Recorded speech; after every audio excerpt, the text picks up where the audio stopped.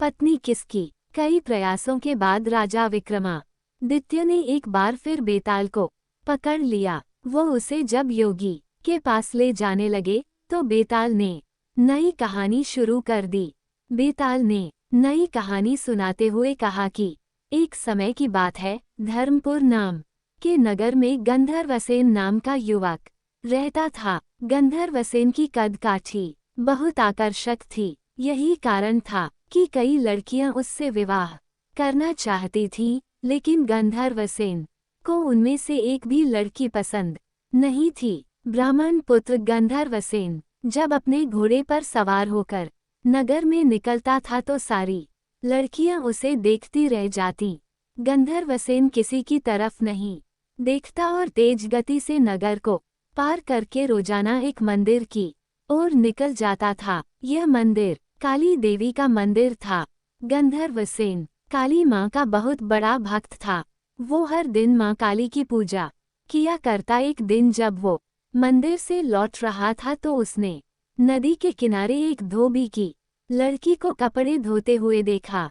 वह लड़की गंधर्वसेन को बहुत सुंदर लगी। गंधर्वसेन को उस लड़की से प्यार हो गया और वो दिन रात उसी के बारे में सोचने लगा। उसे लड़की से बात करने का कोई रास्ता नहीं सूझता। एक दिन उसने काली माँ के मंदिर में पूजा करते हुए ये प्रतिज्ञा ली कि अगर वो लड़की उसकी हो गई तो वो काली माँ के चरणों में अपना शीश चढ़ा देगा। गंधर्वसेन खाना पीना भूल चुका था। वो दिन रात उसी लड़की के बारे में सोचता रहता। इसका परिणाम ये हुआ कि गंधर्वसेन बीमार हो गया। गंधर्वसेन की बीमारी की खबर सुन कर उसका सबसे अच्छा मित्र देवदत्त उससे मिलने आया। अपने परम मित्र को बिस्तर पर पड़ा देख देवदत्त ने उसकी उदासी का कारण पूछा। गंधर्वसेन ने देवदत्त को अपना हाल सुनाया और बोला कि उस लड़की से अगर मेरा विवाह नहीं हुआ तो मैं मर जाऊंगा। देवदत्त अपने मित्र से बहुत प्यार करता था, इसलिए उसने लड़की को ढूंढने की ठानी। देवदत्त उस लड़की को खोजने में सफल हुआ। देवदत्त ने उस लड़की के पिता से कहा कि अपनी बेटी की शादी गंधर्वसेन से कर दें। लड़की के पिता ने सारी स्थिति का जायजा लिया और अपनी बेटी का विवाह गंधर्वसेन से करा दिया। शादी को 5 दिन बीत गए और गंधर्वसेन उस प्रतिज्ञा को भूल चुका था जो उसने काली मंदिर में ली थी। एक दिन सपने में गंधर्वसेन को अपनी छाया दिखाई देती है।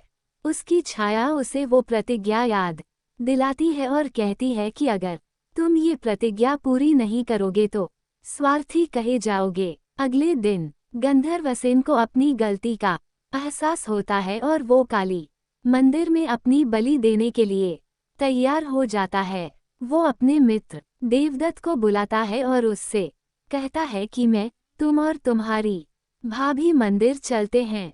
मैं मंदिर में अंदर पूजा करूंगा और तुम बाहर अपनी भाभी का ध्यान रखना। देवदत्त मंदिर चलने को तैयार हो जाता है। दोनों दोस्त उस लड़की के साथ मंदिर पहुंचते हैं। गंधर्वसेन मंदिर के अंदर अपनी प्रतिज्ञा पूरी करने चला जाता है। देवदत्त और गंधर्वसेन की पत्नी बाहर उसकी प्रतीक्षा करते हैं। बहुत समय तक जब गंधर्वसेन बाहर नहीं आता तो देवदत्त मंदिर के अंदर चला जाता है। देवदत्त अंदर जाकर देखता है कि गंधर्वसेन ने अपनी तलवार से अपना सिर काट कर काली माँ को बलि चढ़ा दिया है। ये देखकर देवदत्त घबरा जाता है। देवदत्त सोचता है कि कोई भी व्यक्ति ये यकीन नहीं करेगा कि गंधर्वसेन ने अपनी हत्या खुद की है। सब ये सोचेंगे कि देवदत्त ने अपने मित्र को मारा है ताकि वो उसकी पत्नी से विवाह कर सके। इस आरोप से बचने के लिए देवदत्त ने गंधर्वसेन की तलवार से अपना सिर भी काट लिया। थोड़े समय बाद गंधर्वसेन की पत्नी अपने पति और उसके मित्र देवदत्त को खोजने मंदिर आई। वहां दोनों मित्रों की लाश देखकर वो डर गई। उसने सोचा कि लोग उन दोनों की हत्या का आरोप मेरे ऊपर लगाएंगे। इस लांछन से अच्छा है कि मैं भी मर जाऊं।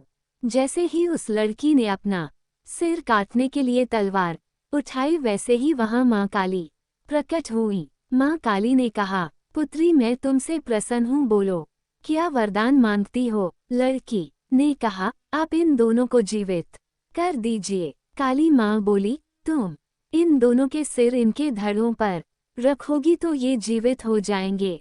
लड़की ने ऐसा ही किया, लेकिन उससे सिर रखने में गलती हो गई। उसने गंधर्वसेन का सिर देवदत्त और देवदत्त का सिर गंधर्वसेन के धड़ पर लगा दिया। दोनों मित्र जीवित होकर उस लड़की के लिए लड़ने लगे। इतनी कहानी सुनाकर बेताल ने विक्रमादित्य से कहा, राजन अब तुम ही बताओ कि उस लड़की का पति कौन है।